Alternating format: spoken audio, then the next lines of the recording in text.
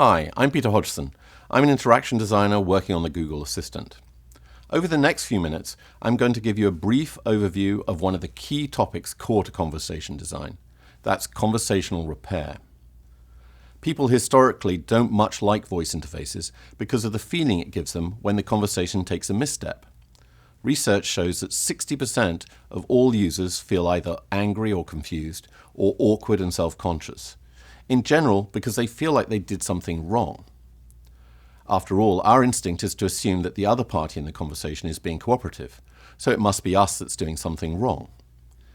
The good news is that 69% of the same group are likely to give the voice interface another go, even when something has just gone wrong. So if we can make a conversation work well when it takes a misstep, then there's a great opportunity to build user trust and confidence in the assistant.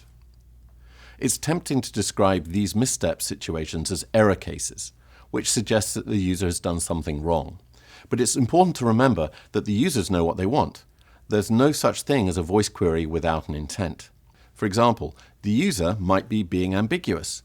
Perhaps their intent is unspoken and they've implied an intent which we haven't covered in the recognition grammars. Maybe they're just poking around and trying things out. Remember, discovery is an intent. Poking around is an intent. And figuring out the boundaries of a piece of technology is also an intent. But mostly, people are being cooperative and want to do something even if they didn't say so explicitly.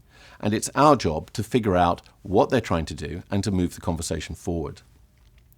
Just because their query doesn't match our expectations doesn't mean it's an error. For example, let's talk about a no-input state. When the assistant prompts for a reply, it opens the microphone for a short period of time, listening for a response. If there's no spoken input detected within a number of seconds, the assistant closes the microphone again and will re-prompt the user. It's easy to label this situation as a single type of error based on a technical description, but there are many reasons why the user might not reply to a prompt before the microphone is closed. They might have been distracted or changed their minds. Or perhaps the options presented don't match their expectations, or they've simply hesitated too long.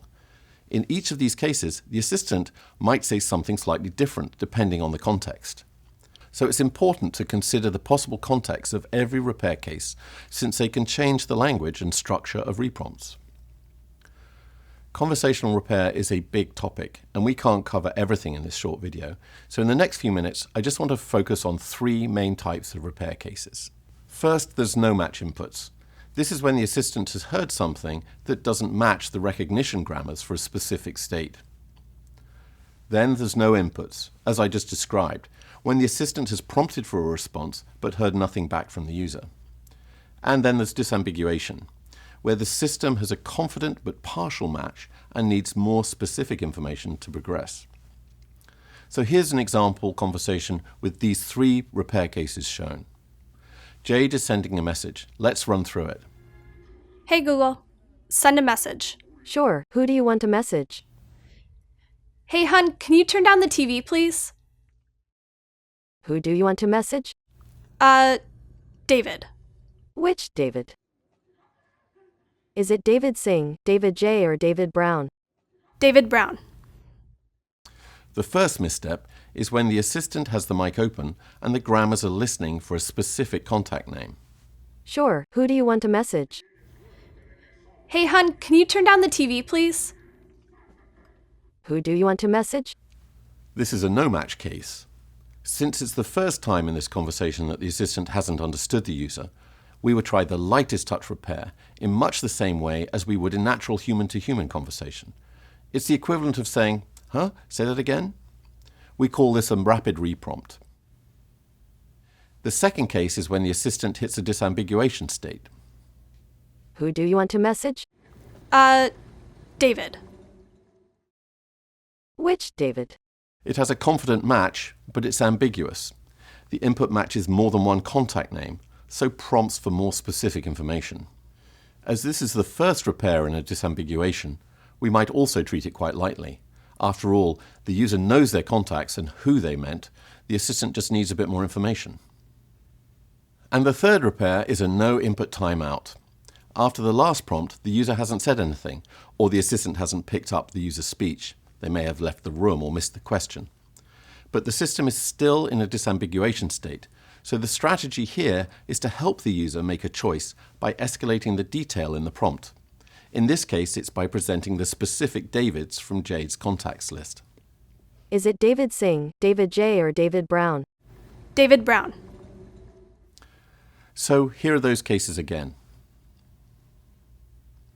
In a multi-step conversation, every time the assistant prompts for a response, the conversation designer needs to consider all of these possible repair cases. The goal is to always move the conversation forward as naturally as possible, but we can't keep reprompting forever. So we've got to consider the maximum number of attempts that are reasonable in each conversation and provide ways out of the conversation when we reach that limit. And remember, if we have to keep on asking, then the chances are we've got something wrong. The user is most probably trying to be cooperative. It's up to us to help them out. So, depending on each case, the conversation designer and engineers need to decide the maximum number of tries the system will prompt the user before ending the conversation, and at that point, how it will end the conversation.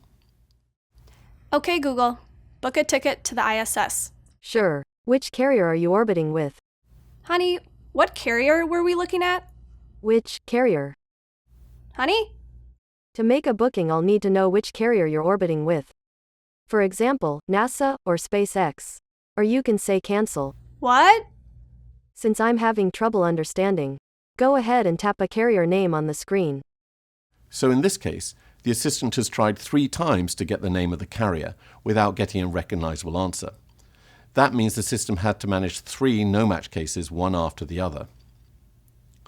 What you've heard is one example of how you might construct a repair strategy for this case, and we can break it down like this. No-match 1 is treated as a rapid reprompt. In no-match 2, we're escalating the detail in the prompt to clarify the type of things we're expecting the user to say.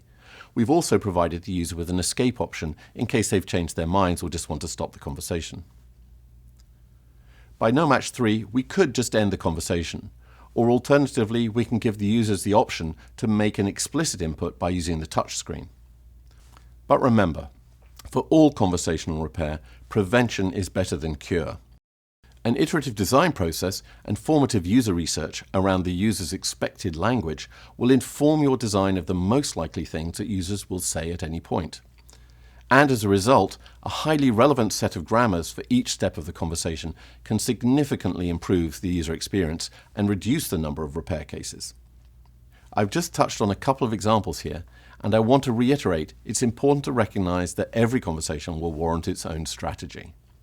If you want to find out more about conversation repair, I highly recommend you visit Google's new Conversation Design Guidelines. And check out the other videos on conversation design in this series. Thanks for listening.